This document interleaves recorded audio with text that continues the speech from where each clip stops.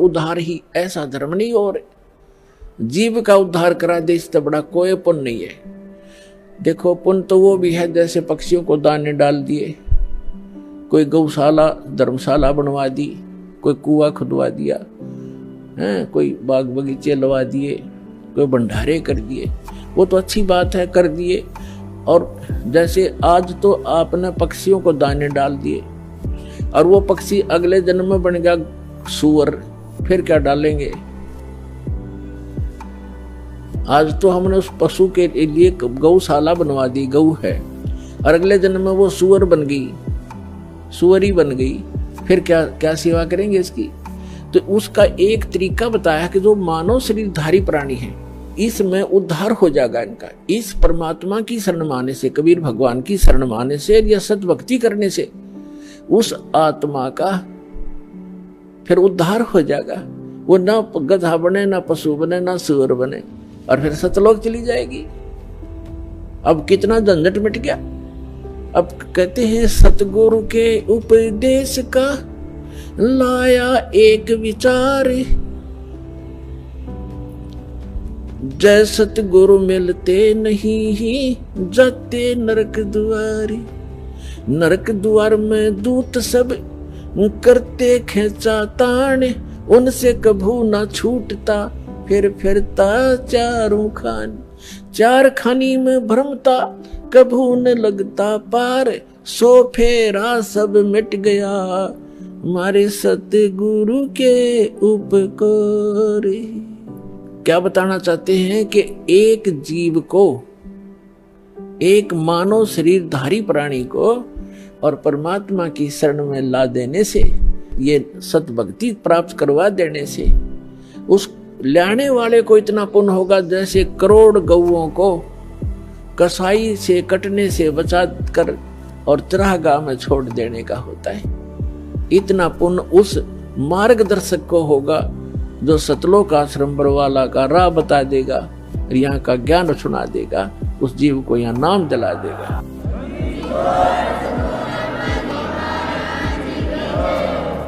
तो फिर उसके बाद कहते हैं उस भक्त का सारा बाईपास निकल गया, सतगुरु मिल गए, सतगुरु की उपदेश का लाया एक विचार, और जय सतगुरु मिलते नहीं हम जाते नरक द्वार। नरक द्वार में दूत सब फिर करते खेचा तान, उनसे कभू ना छूटता फिर फिरता चारों खान। चार खानी में भ्रमता और कभू न लगता पार, और सो फेरा सब मिट गया मेरे सतगुरु के उपकार। ओए अब ना वो पशु बने, ना पक्षी बने, और ना कोई और नरक में जावे, तो कितना बाईपास निकाल दिया परमात्मा की कृपा से, उस सच्चे नाम से वो कितना बाईपास निकल गया। तो इस प्रकार कहते हैं आत्म प्राण उद्धार ही ऐसा धर्म नहीं, और इससे बड़ा कोई पुण्य नहीं प्राणी को। पुण्य तो और भी है, लेकिन अगर आप परोपकार करना चाहते हैं, आपके दिल में दया है प्राणियों के प्रति, तो मानव शरीरधारी प्राणी को मनुष्य जीवन प्राप्त करवा दे। बुरा वो भी नहीं है जैसे पक्षी है, अपने घर पर दाने डाल दो, कुत्ता आता है रोटी डाल दो, अपने ही घर पर डालो, कहीं विशेष स्थानों पर मत भटको, ये व्यर्थ है। और अतिथि आता उसको भोजन करवा दो, कोई भी मांगने वाला आता उसको पैसा मत दो। कई भक्त कहते हैं ये तो फिर हमारे दिल में दया खत्म हो जाएगी यदि हम भिखारी को पैसा नहीं देंगे। परमात्मा कहते हैं दया का प्रयोग भी विधिवत करने से ही लाभ होगा, अन्यथा वो आपका भी भक्ति नाशक और दूसरे का भी हानिकारक, दूसरे को भी हानि कर देगा। जैसे एक धनी व्यक्ति ने दया भाव से एक भिखारी को 100 रुपये दे दिए। अब वो भिखारी पहले प्रतिदिन 1 पौवा पिया करता, और घर में पी के शराब तो झगड़ा ही करवाती है, और कौन सा रामायण मचेगा वो। तो उस दिन उसने आधा पिया, आधा बोतल शराब पी गया, घर जाके लड़ाई कर दी, घरवाली और बच्चे खूब पीट दिए। वह उसकी पत्नी लेकर बच्चों को कुएं में गिर गई, सारे मर गए। अब उसके दान करने वाले दयालु ने उस भिखारी का कुणबा गानी करवा दी, तो ये दया भी खराब है। ऐसी दया नहीं करनी चाहिए। भिखारी को रोटी खिला दे, अगर भिखारी रोटी खा ले भाई, कपड़ा नहीं है तो कपड़ा सिलवा दे उसको, बिना सिलाया नहीं दे जाते बेचेगा और गुटी लाओगा। एक भगत कह रहा था कि एक दिन मैं पार्क में घूमने चला गया और वहां 2 बाबा जी बैठे हैं, नकली 2 या 3 जैसे थे वह। तो वो मांग मूंग के लाए, इकट्ठे पैसे करा करते शाम ने। उस दिन उनके पास सारा कुल मिलाकर 20 से 25 रुपए बने। तो वो कहने लगे भाई इसमें तो कुछ भी ना आवे, एक का भी काम ना चले शराब पीने का। तो उन्होंने बोला भाई ठीक है तुम टाल कर दो, मैं अकेला पी लूंगा। वो लेकर एक बाज गया 25 रुपया ने। उसने अकेले ने काम चलाया उस दिन, तुम्हारे लिए कल दे दूंगा फिर मैं इकट्ठे करके। तो बता, इन इसे दूसरों को दान करके तुम अपना पुण्य चाहते हो, अपना कल्याण चाहते हो?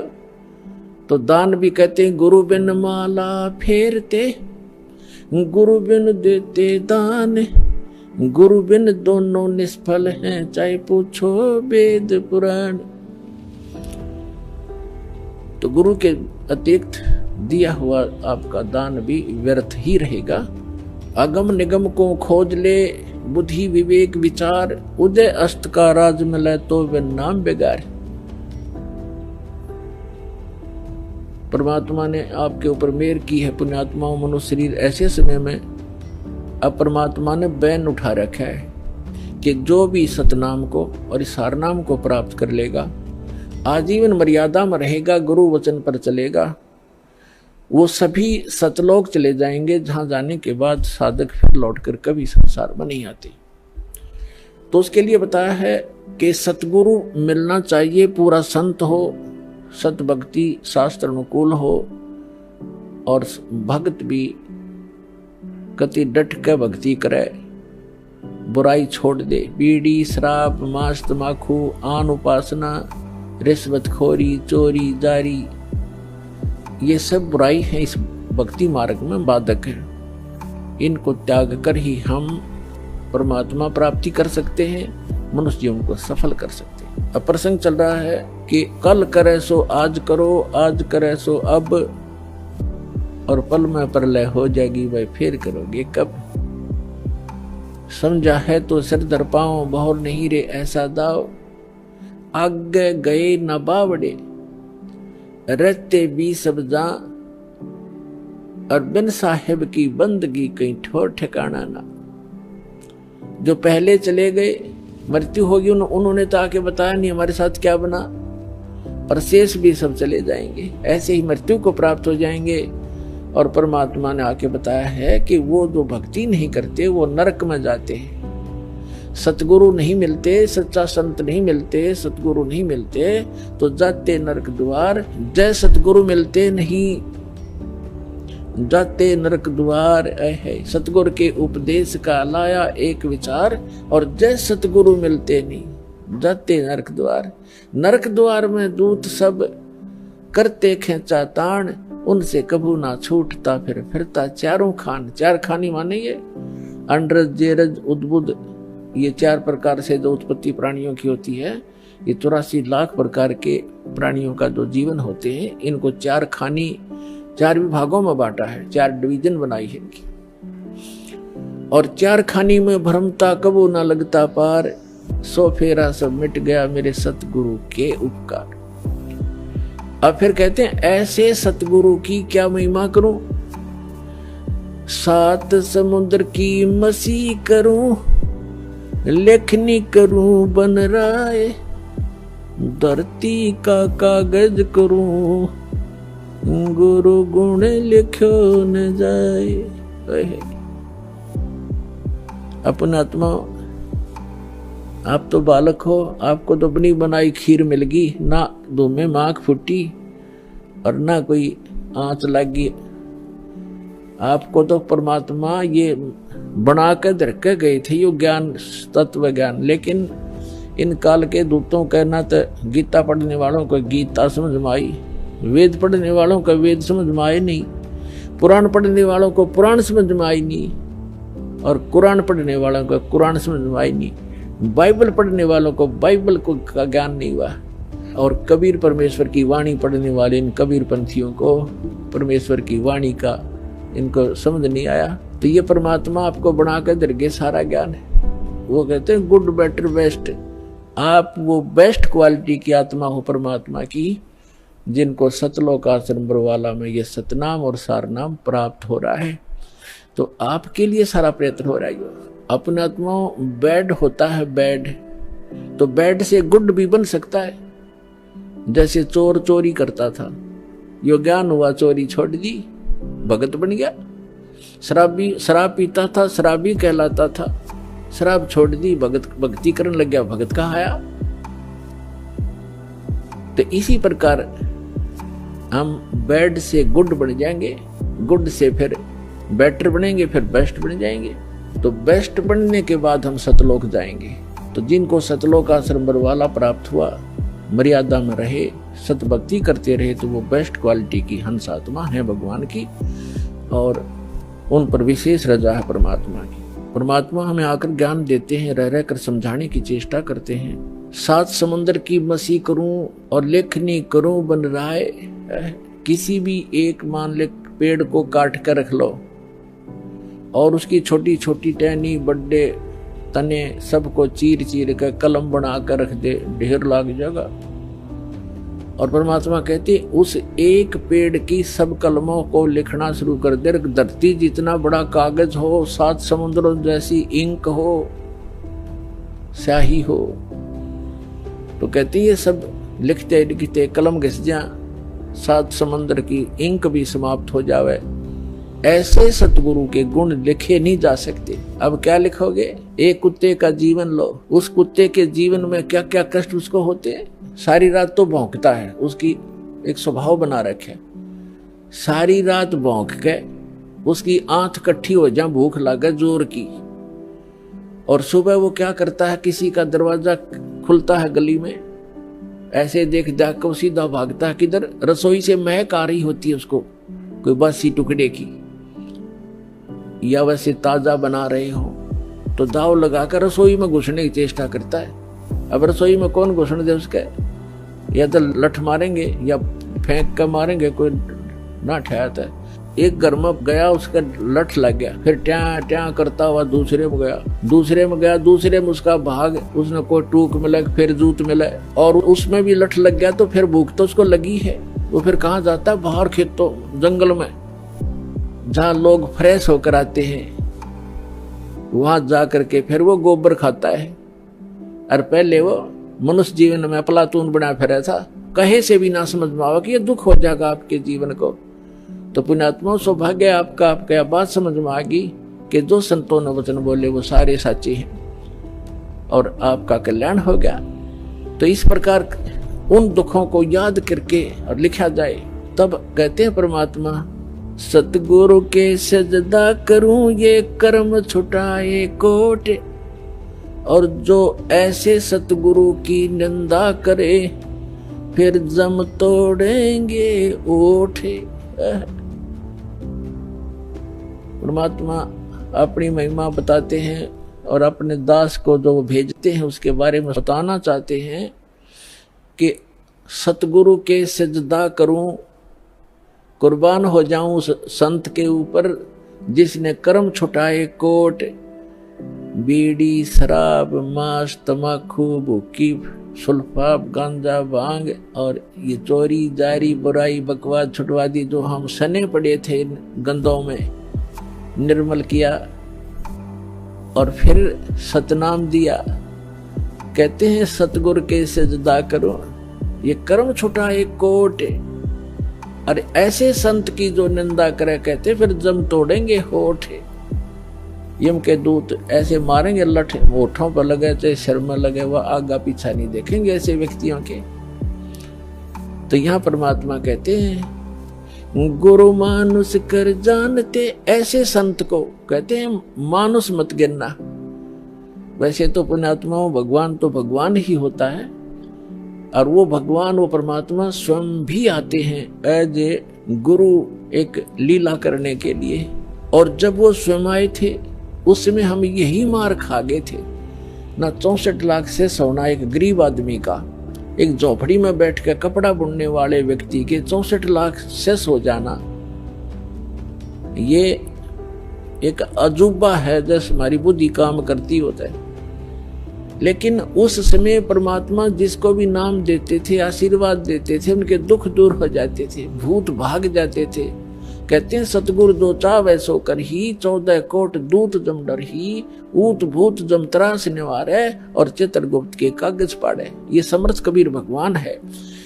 ये आपके ऊत भूत किसी प्रकार का भी आपके ऊपर 3 ताप का दुख हो, प्रेत बाधा हो, पितृ बाधा है या कोई जिंद बाधा है, अब प्रधानमंत्री के सामने फिर चोर कैसे रुकेंगे? उसके साथ तो बहुत घने बॉडीगार्ड होते हैं। तो जो भक्ति ना करके शरीर छोड़ के वो भगवान के चोर हैं।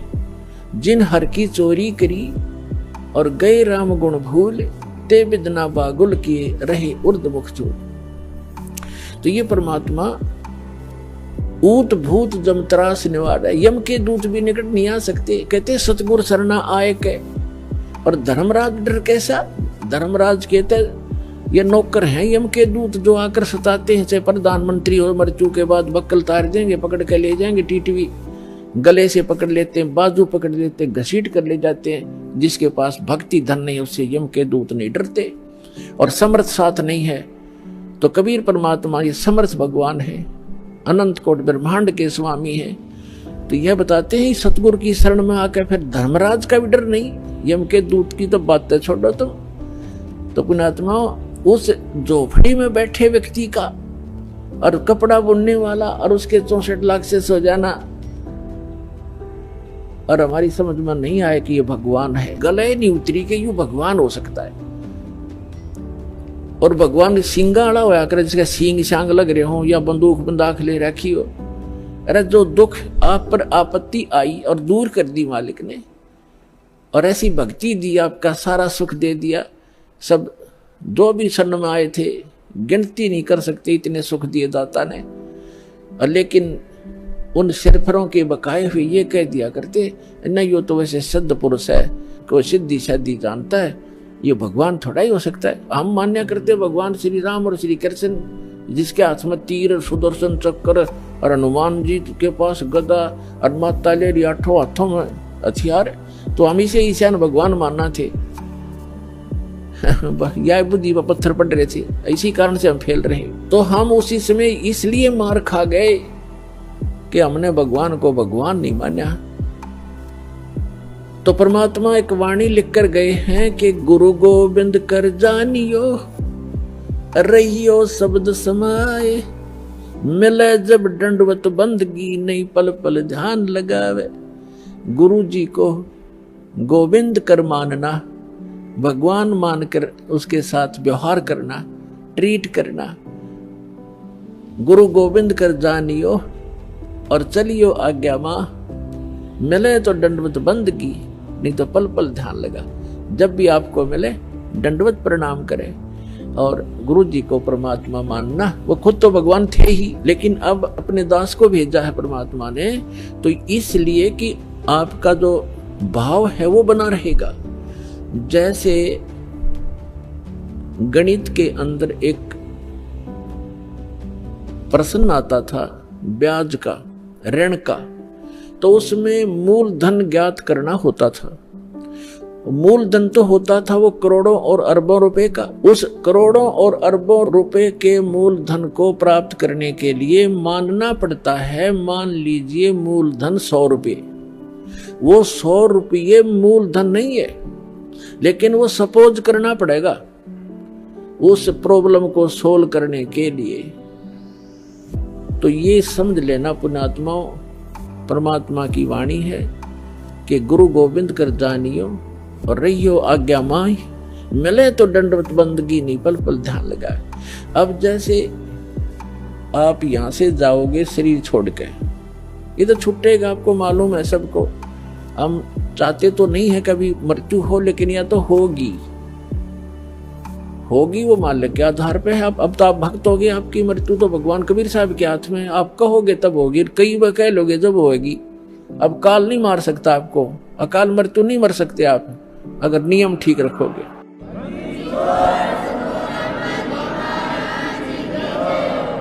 तो ये तो हमने यहाँ से जाना पड़ेगा। जब आप यहाँ शरीर छोड़कर जाओगे तो ऊपर जाकर के जहां भी आप देखोगे ये दास के रूप में वो कबीर परमेश्वर आपको खड़े दिखाई देंगे। और जो काल के दूत यहाँ संत आए हैं उनका रूप होगा, लेकिन काल उनके संत के रूप में खड़े दिखेंगे। तो वहां जिस गुरु की वो शरण में है तो वहां जाकर अपने गुरु जी के पास ही जाते हो, तो सीधे के अपने वो खड़े गुरु जी, तो अब उसके शेष सारे उस गुरु के पास, उसके शेष उस दूसरे गुरु के पास। तो वहां काल भी आता है जो उसने संत भेज रखा है इन जीवों का नाश करने के लिए, और परमात्मा आता स्वयं जिसने अपना संत भेज रखा है जीवों का विकास करने के लिए। तो इस दास के रूप में आपको वहां परमात्मा मिलेंगे। आपको एक और हिदायत दी जाती है कि जब आप गुरु जी के पास जाते हो, प्रणाम करते हो, तो उसमें एक अभ्यास बनाओ कि सतनाम का सुमन अवश्य करें। प्रथम नाम मिला है तो प्रथम का अवश्य करें। जैसे प्रणाम करते करते भी आप एक सांस का सेवन आसानी से कर सकते हो। और उससे क्या होगा, जैसे यहाँ तो आपका अभ्यास बना रहेगा, भक्ति तो करनी है, तो उससे क्या होगा, जैसे आप वहां जाओगे, एक तिरकुटी, एक इंटरनेशनल एयरपोर्ट समझ लो तिरकुटी, जब वहां पहुंचोगे तो वहां आपको परमात्मा मिलेंगे इस दास के रूप में। और वहां काल भी धोखा देने के लिए इस दास का रूप बना सकता है। तो उसमें आप जी ने सिमरन करना है सतनाम का, क्योंकि वहां जाएगा वो तो सतनाम ही होगा आपके पास, सारनाम तो होगा ही होगा, सतनाम भी होगा। तो सतनाम का और सारनाम का जाप करना है। तो सतनाम का जाप करने मात्र से, और प्रथम मंत्र भी अगर प्राप्त है, इसमें प्रथम और लास्ट 2 मंत्र हैं इस 7 मंत्रों में, तो ये दोनों मंत्र भी गजब के मंत्र हैं। इनका भी जाप करने से क्या होगा, यदि सामने काल परमात्मा की बजाय स्वयं आकर के दास का रूप बनाकर खड़ा हो जाएगा, इस सिमरन से उसका तुरंत चेहरा बदल जाएगा, उसके ऊपर का आवरण हट जाएगा, उसकी वास्तविकता वो भूंडी शकल दिखाई देगी। फिर आप अपने आप दूर हो जाओगे, फिर इधर उधर देखोगे। अब थोड़ा सा एक प्रश्न सुनाते हैं आपको, क्योंकि सत्संग के अंदर बहुत से हिदायत देनी पड़ती है। तो ये सुमन करने से भी अगर शकल नहीं बदलती है तो आपके ओरिजिनल गुरुजी और ओरिजिनल गॉड है। एक समय एक चंद्र विजय नाम का राजा था, उसकी इंद्रमती नाम की एक रानी थी, और वो बहुत भक्तनी थी भगवान की। पिछले जन्म से, पिछले पुण्य से ही अच्छी आत्माएं राजा बनती हैं, रानी बनती हैं, और इतना सुख होकर के भी जो परमात्मा की तरफ में भगवान की भक्ति में लगे होते हैं वो पुण्यात्मा विशेष होती है। वो माई जो है उसने एक गुरु बना रखा था। उस गुरु जी ने बता रखा था कि भगवान विष्णु, भगवान शिव की भक्ति करनी चाहिए, श्री राम की भक्ति करनी चाहिए, 68 तीर्थों पे जाना चाहिए, 68 तीर्थ करना चाहिए, एकादशी का व्रत रखना चाहिए। अब जैसे एक नियम है, कहते हैं धन चाहे तो दान कर और मोक्ष चाहे भज राम। तो हमने यहाँ इस काल के लोक में रहना है तो धन भी चाहिएगा और राम भी प्राप्त करना है, तो हमने दान भी करना है और सच्चा नाम भी जपना है। अब उसके गुरुजी ने बता रखा था कि बेटी, पिछले जन्म में तेने बहुत पुण्य कर रखे हैं, घने धर्म कर रखा है, जिस कारण से तू रानी बन गई। आगे ऐसी ही अच्छा जीवन प्राप्ति के लिए आप साधु संतों को भोजन करा कर बेटा, वैसे तो आए अतिथि को भी भोजन करा दे, उसका भी पुण्य है, लेकिन भगत संत को भोजन कराने का न्यारा फल मिलता है। जैसे आपके पास पशु हैं, भैंस या गाय, एक भैंस या गाय है जो दूध देती है, और अन्य भी पशु हैं जो अभी दूध नहीं दे रहे, वो भी अपने पालने ही पड़ते। अब एक तो उस दूध ना दे रहे पशु को जो चारा दिया जाता है आहार खिलाया जाता है वो भी हमारा कर्तव्य बनता है। लेकिन जो दूध वाले को जो चारा चराया जाता है, बिनौले खल आदि हम डालते हैं तो वो तुरंत लाभ दे देता है। सुबह अच्छा भोजन कराओगे, चारा चराओगे तो शाम में दूध घड़ा पाओगे उसके। तो इस प्रकार संत और भक्त होते हैं दूध वाले, और अन्य जो अतिथि आते हैं जो भक्त नहीं, भक्त तो अच्छी बात है ना, तो वो भी एक कर्तव्य जानकर हमने उनको भी अवश्य भोजन कराना चाहिए और आदर सत्कार, आतिथ्य सत्कार से कराना चाहिए। लेकिन साधु संतों का भोजन कराया हुआ अत्यधिक लाभ देता है।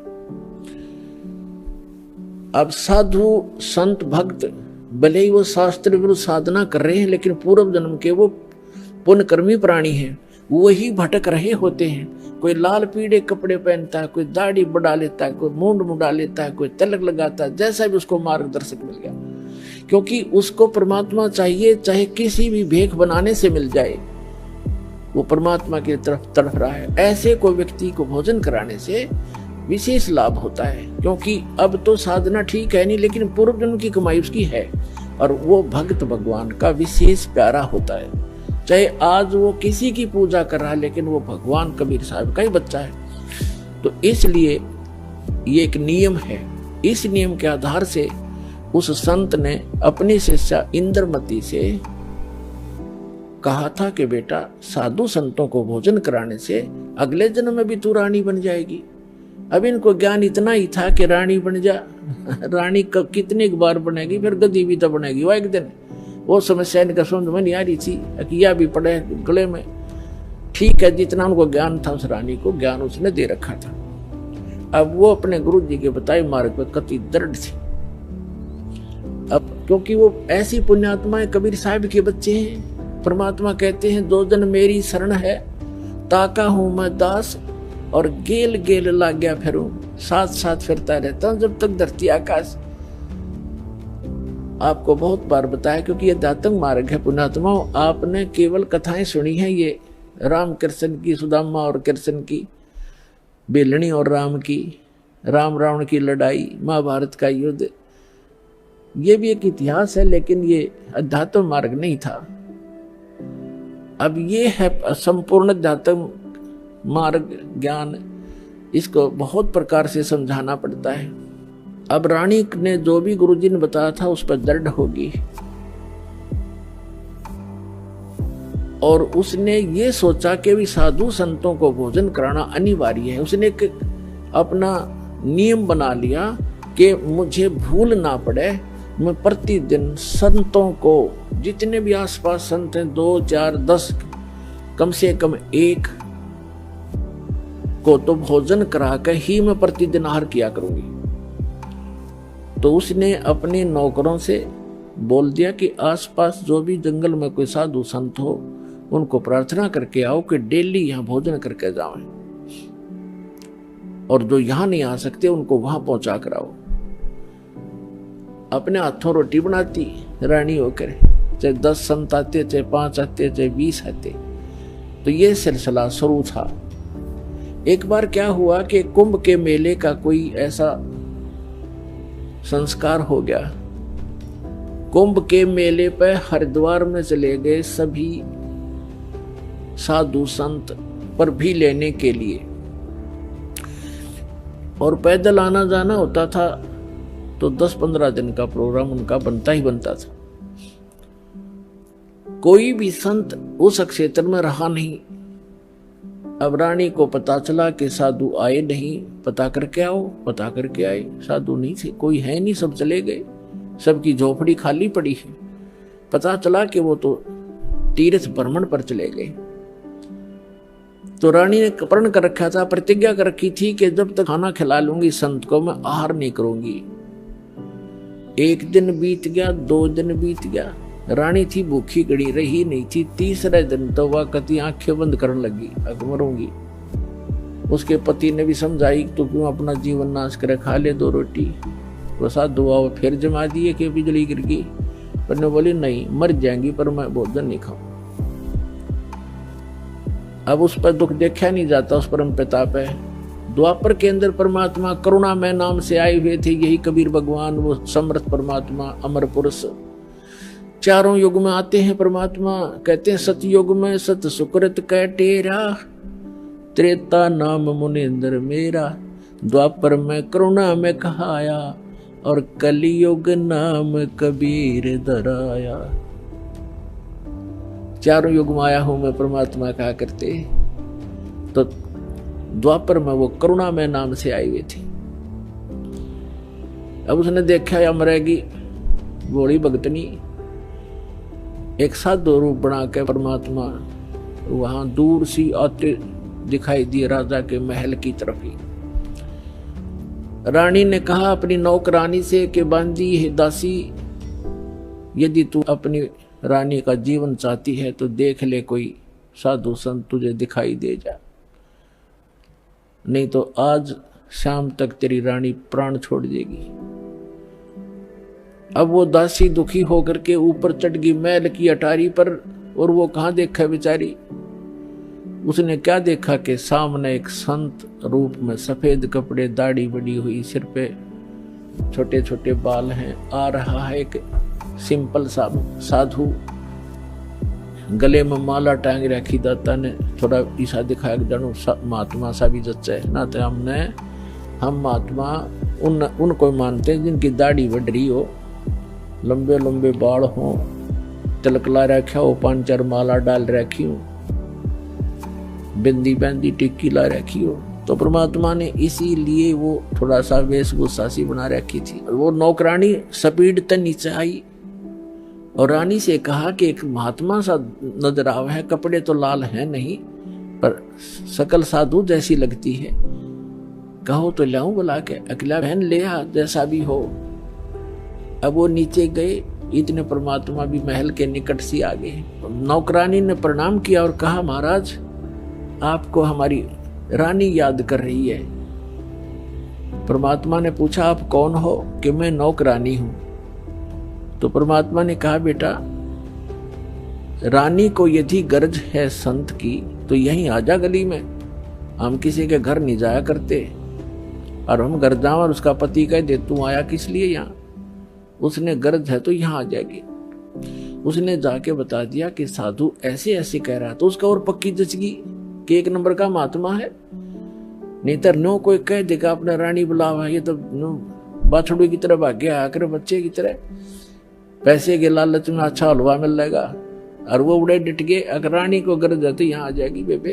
रानी ने कहा मेरा पकड़ हाथ मुझे सहारा दे, नौकरानी ले चल मुझे ऐसे महापुरुष के दर्शन करा दे, मर जाऊंगी तो भी अच्छा ऐसे संत के दर्शन करके। ऐसा दर्द आदमी आज पहली बार सुन रहा हूं। तो रानी को ये कहने वाला कि यहाँ आ जाएगी जब गरज पड़े तो, क्योंकि पिछले संस्कार से ऐसे भाव उत्पन्न हुआ करते साधु भक्तों में। तो रानी ने जाकर देखा वो मालिक का चेहरा, विश्व में सबसे न्यारे सुंदर थे कबीर भगवान, जितनी बार भी आए हैं वो, और चरणों में मत्था टेका और कहा महाराज आप भोजन कीजिए, आहार कीजिए। परमात्मा बोले चल बेटा आहार कर लेते हैं। बैठ के जाकर एक आसन लगा दिया। रानी ने दुखी सुखी होकर नौकरानी के सहयोग से स्वयं भोजन बनाया और कहा महाराज जी भोजन पाओ। तो परमात्मा ने कहा बेटा आप इतना कोई रोग है आपको क्या, इतनी अक्सीन कैसे होगी? तो उसने सारी कहानी बताई कि मैं प्रतिदिन एक साधु को भोजन करा के भोजन करती थी, संत रहे नहीं क्योंकि वो कुंभ के मेले में स्नान के लिए चले गए। आज 3रा दिन आ गया महाराज जी, आप ना आते ताज में मर जाती। जब भोजन बना के परमात्मा के पास रखा तो कहा परमात्मा ने कि बेटी मेरा शरीर भोजन करने का नहीं है, मैं तो खाऊं या ना खाऊं मैं सदा एक रस रहता हूं। तो रानी बोली जी ठीक है, भोजन नहीं खाओगे तो मैं भी नहीं खाऊंगी, मरना मंजूर है मुझे, मरना ही मुझे उचित है, मैं अपना जो है ना प्रतिज्ञा नहीं भंग कर सकती। तो परमात्मा ने कहा कि ला बेटा, कहते समर्थ इसी को कहते हैं जो चाहे सो करते हैं। मालिक ने भोजन करा, फिर उससे पूछा बेटा ये जो आपको ये हठ किसने बताया?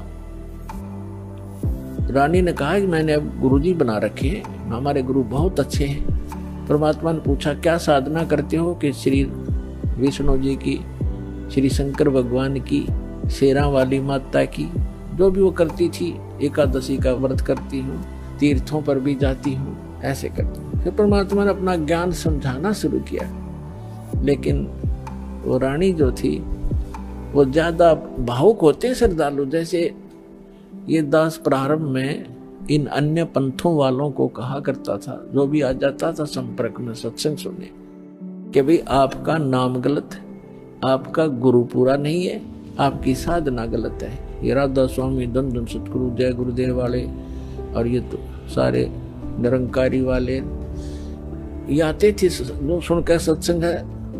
जब ये दास उनको ये सच्चाई बताता तो बेदक जाते, उठ कर चले जाते कि ना आप तो निंदा करते हो, किसी संत की निंदा नहीं करनी चाहिए, पाप लगता है। अरे भले आदमियों, निंदा क्या की मैंने? तेरे गुरु को चोर बताया ना, डाकू ठग बताया नहीं, उसके ज्ञान की त्रुटि बताई है, ज्ञान में कमी है आपके गुरु जी में। संत तो अच्छे ही होते, लेकिन ना समझ में आई। ये श्रद्धालु होते हैं कि ना गुरु जी के बारे में कुछ नहीं सुन सकता। और अब आन लग रहे रोते हुए, लुट पिट के, रोआ बरीत रहे, नाश हो गया। 30 साल हो गए राधा स्वामी में, जीवन खो दिया, सब कुछ लुट पिट गया। इकलौता पुत्र था वो भी मर गया। बता, अब टिंडे ले लो राधा स्वामी में, धन धन सतगुरु में। साची के 6 माह में गुस्सा होते थे। और यहाँ का इतिहास देख लो, सन 1994 से जो जुड़े हैं, उनके ठाठ देख लो, और उनके घर में कोई दुर्घटना हुई तो आप पूछ कर देख लो, लाखों की संख्या में भक्त हैं। तो भगवान की शरण न्यारी होती है।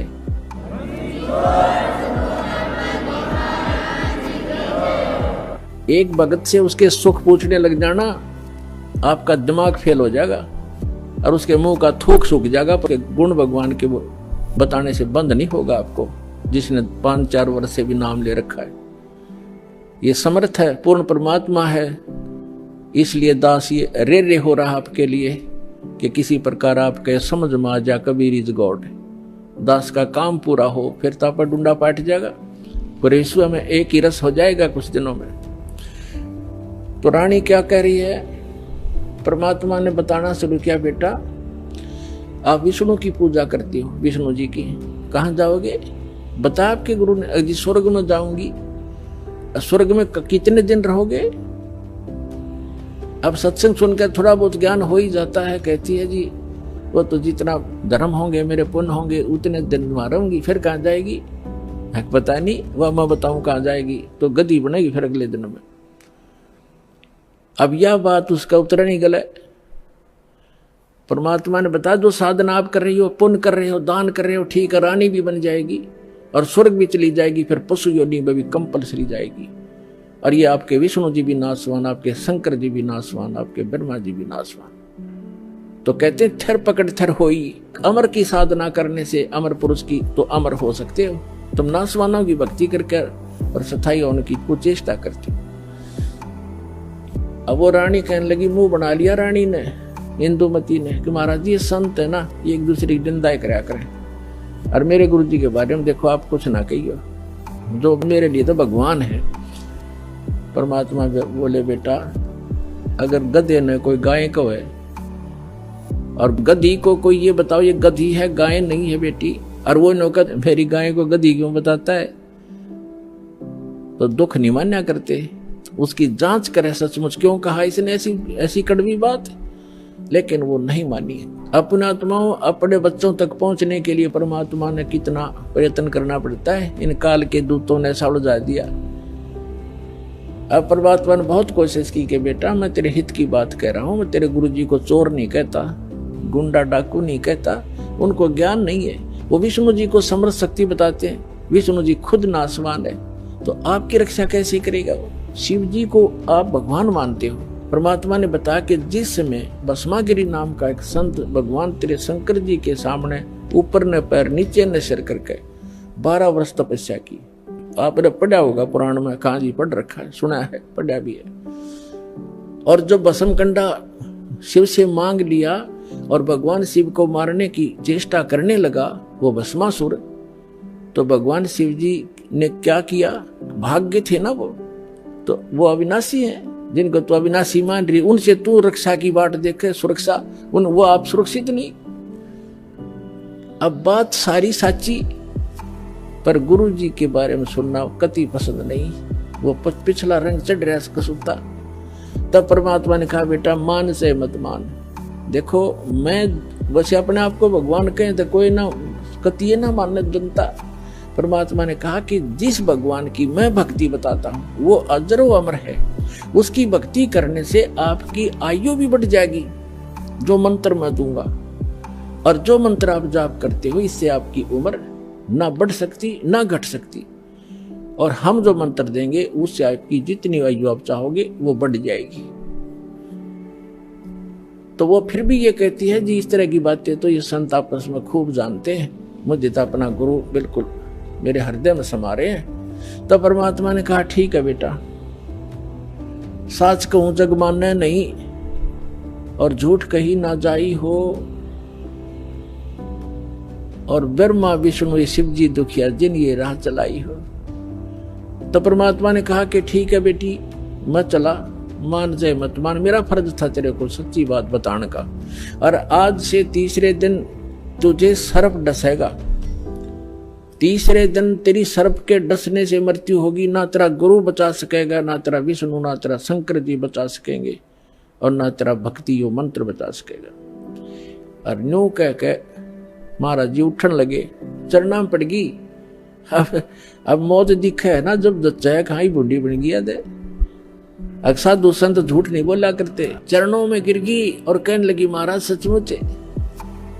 परमात्मा बोले तीसरे दिन आगे तेरी शेष आयु नहीं है और 83 लाख योनियों में जाएगी। फिर बोली महाराज जी फिर क्या करूं मैं मंत्र दूंगा बेटा, मंत्र जाप करिए, और उस गुरु जी से बात भी मत करिए, जो दुश्मन है तेरा।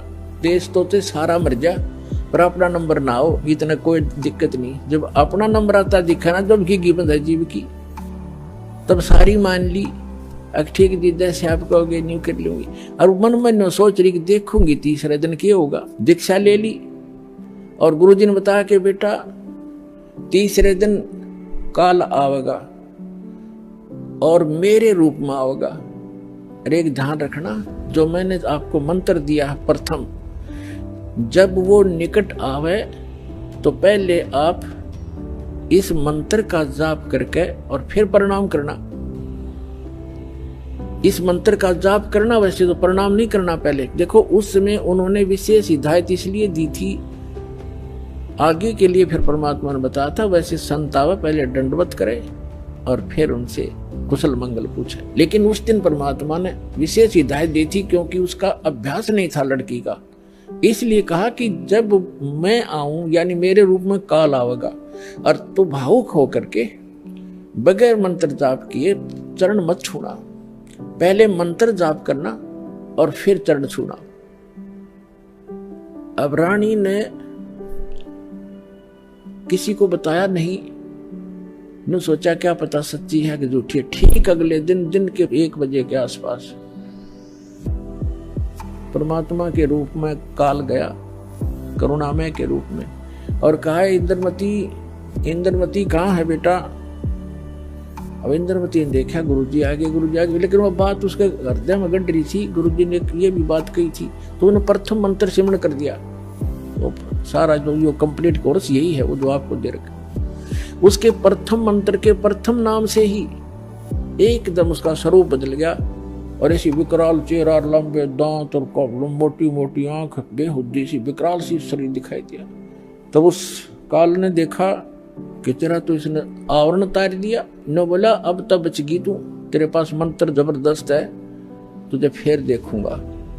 अब रानी का जान बची लाखों पाए और गुरु जी के 100 शुक्र मनाए। अपने नौकरों को बताती है काल आया था, आज मेरी मृत्यु होनी थी, मैंने जो गुरुजी बनाए हैं मेरी उम्र बढ़ा दी। अब ना तो राजा को बताई, उसके दरबार में जाके राजा ने बोला तू पड़ी रह, काल आ जाता तने छोड़ जाता, ये तुमने ऐसे कहती रहती हो, कोई कुछ कह दे उसकी बातों में आ जाती है। तो उसके साथी भी तेरी बेचारी के साथ वो राजा की के माने वो आगी वापस, शुक्र मनाया रख आगी तो तेरी टलगी मृत्यु, छाटते आके लेट गई है भगवान। हे परमात्मा दया करिए, आपने इसी गुरु मिला ऐसा मंत्र दिया और मेरा जीवन रक्षा होगी। अब वह लेट गई बेड पे कति खुशी बना के, इतने में काल सर्प बन के आ गया।